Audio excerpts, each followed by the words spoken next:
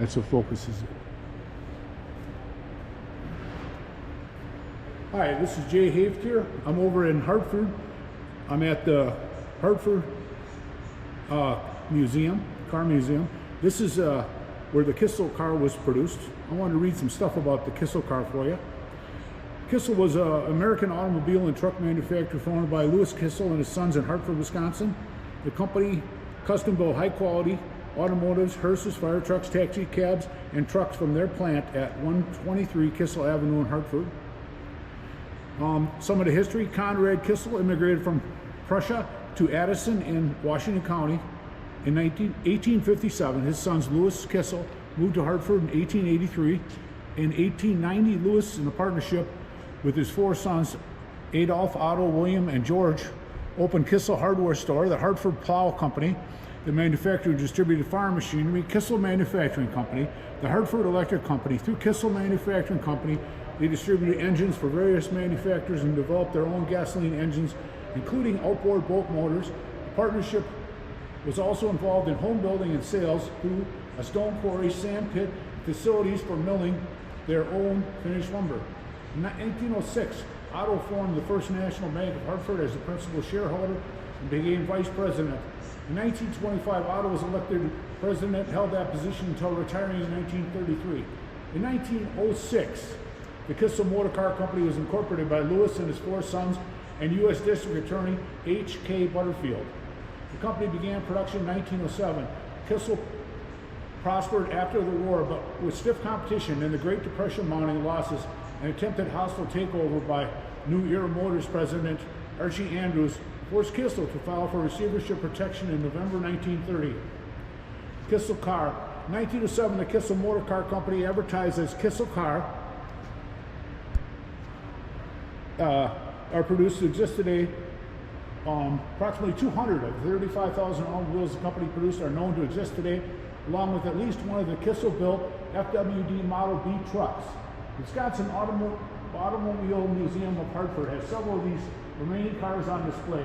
The Kissel Marquis experienced some sporting success, with Harvey Herrick winning the 1910 Los Angeles to Phoenix Cactus Derby road race behind the wheel of a Kissel car. The most famous Kissel was the one the company donated to Hollywood actress Anita King for her transcontinental trip in 1915 to mark the first ever such trip by a female driving alone. The most popular Kissel was a 1919 through 1927 Speedster nicknamed the Gold Bug, and they actually have one of those here. The two-passenger, sometimes four-passenger Gold Bug was owned by famous personalities at the time as Fatty Arbuckle, Amelia Earhart. Beginning in 1927, Kissel also produced a sporty White Eagle Speedster. So this is a great story about the Kissel cars. And what is your name again? Jim. Last name? Klug. K-L-U-G. Jim here is a gentleman that works here, and he's going to go through with us. Now, you were saying something about this beautiful car here. This Nash 1948? Yeah, it was a very limited production car. They only made 1,000 of them. Each dealer got one car. And it was used for sales promotions and parades and stuff like that. It's beautiful.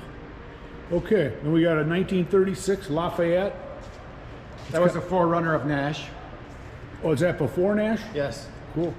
And this is 1932 Nash. And Jeffrey was a forerunner of Nash. Jeffrey was too? They Yes. got bought out by Nash? Well, they combined. That's a beautiful paint job on that thing in 1930. And this tow truck is kind of nice. This is 1948 Nash tow truck, huh? It's got the same front end as that beautiful convertible. Metzler Sales, Oshkosh, Wisconsin. And then we got a gasoline pump here. So we're going to go through here. It's a nice a pedal car, a Nash one. Now, you were telling me this is the oldest car that you have here, right? Correct. And that's a 1902 Rambler? Rambler, yeah. It's interesting how it has that stick there that you steer with. Tiller. Tiller, they call it, okay? Was rear engine. And you were saying something about why these tires were white. That's the original color of rubber. Before they put pigment in them, whatever. If you want a black rubber tire, you have to add color to it. It's kind of a cool sign. Nash Lafayette 400, out to win America on value alone. 1936 models. That is awesome. You got a chance to come over here to this. They have a train display here. It's pretty cool. Somebody spent a lot of time and money building that.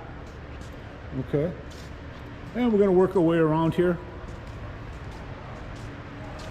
It's kind of interesting. The shape of this. This is a Nash too, huh? Yeah, 1950 Nash. 1950 Nash. I'm not An sure. old lady from Detroit loved this color, loved the body styles. She never had a driver's license, but she bought this car. She was gonna get her driver's license, but she never did. And she moved a couple times, and every time she moved the car, it was put on a trailer and moved, or it was towed. It was never driven. Never driven. It's amazing. So, and after she died, the next owner only put 20 miles on it or so. So to this day, it only has 61 miles on it. 61 miles. The car that was built to stay new, huh? Yeah. That's cool. Now we'll go back here, take a look at this. This is a 1941 Nash Ambassador chassis. Huh. What's unique about this is it's a 6-cylinder, but it's a 12 spark plugs. 12 spark plugs. Two spark plugs for each cylinder. One on this side, one on this side. Wow, that's interesting. I know they did that on some motorcycles, performance applications. Yeah, Chrysler did it also on some of their Hemis. Yeah, that looks nice. What's interesting is they got the old steel beam construction on here, which is nice. Okay, then we go over here. We got a 1926 Nash. And this here is a 1929. They got some stuff back here, but they have that roped off. We can go back there. This is the 1954 Nash. Is that what? That's not the Neapolitan, is it? No.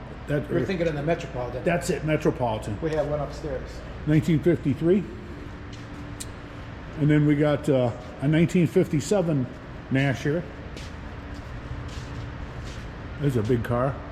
Another nice, what they call a visible pump. And there's this one. This is how they used to do the oil thing with these oil things. An old Nash sign.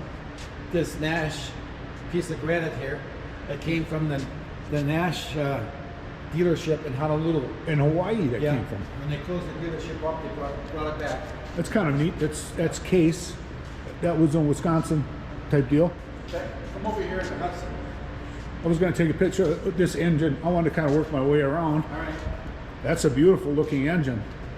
That's like they call it a cutaway version. Yeah. It had two carburetors on that. A lot of stuff is chrome plated. Yeah, that's nice. And this engine is unique because it had no oil dipstick. You could tell how much oil you had because there was a float in the oil pan here. Oh, I see. And then when you moved the float, it moved this needle. That told you how much oil you had in the pan. Wow, that's cool. And it's got the pedals and stuff right on the transmission, huh? Yeah. Yeah, that's nice. It's a 1929 Nash engine, Overhead valve. overhead valve. They were very advanced for their Time, time, yeah. They got some displays of some older stuff. Ford distributor machine. Badger State Region early Ford V8 Club. That's kind of cool. It's got the flat head. Oh, it's actually a cutaway engine too. You can see it's 2 valves per cylinder. Okay. So then they got here's a 1906 Cadillac. Wow, that is old. That'd be like 118 years today. 1909.